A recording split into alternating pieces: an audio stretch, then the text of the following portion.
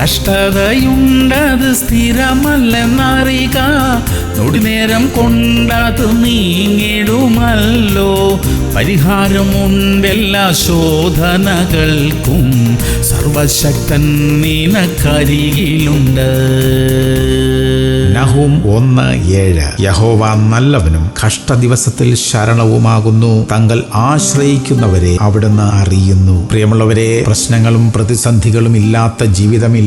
എന്നാൽ ഏതു പ്രശ്നത്തിനും പരിഹാരമുണ്ട് എന്ന് തിരുവചനം നമ്മെ പഠിപ്പിക്കുന്നു. പരിഹാരം വരുത്തുവാൻ കഴിയുന്ന ദൈവം നമുക്കുണ്ടല്ലോ. ആ കർത്താവിൽ പൂർണ്ണമായും ആശ്രയിക്കുമ്പോൾ പരിഹാരമുണ്ടാകും. നാം ഇന്ന് കടന്നുപോയിക്കൊണ്ടിരിക്കുന്ന കഷ്ടതയുടെ താഴ്വരയിൽ നിന്നും ദൈവം നിശ്ചയമായും നമ്മെ കരകയറ്റും. പ്രാർത്ഥിക്കാം. നല്ല ദൈവമേ, സ്വർഗീയ പിതാവേ, രോഗങ്ങളിൽ നിന്നും വേദനകളിൽ നിന്നും ഞങ്ങളെ വിടുവിക്കണമേ. ശാരീരികമായ അസ്വസ്ഥതകളിലായിരിക്കുന്ന അങ്ങയുടെ പ്രിയമുള്ളവരെ ദൈവകരങ്ങളിൽ ഏൽപ്പിക്കുന്നു. പൂർണ്ണമായിട്ടുള്ള സൗഖ്യവും വിടുതലും അയക്കണമേ. സാമ്പത്തിക പ്രതിസന്ധിയിലൂടെ കടന്നു പോകുന്നവർക്കായിട്ട് പ്രാർത്ഥിക്കുന്നു. സ്വർഗത്തിലെ ദൈവം അങ്ങയുടെ മക്കൾക്കായിട്ട് പുതിയ വഴികളെ തുറന്നു കൊടുക്കണമേ കർത്താവേ. യേശു ക്രിസ്തുവിന്റെ നാമത്തിൽ തന്നെ.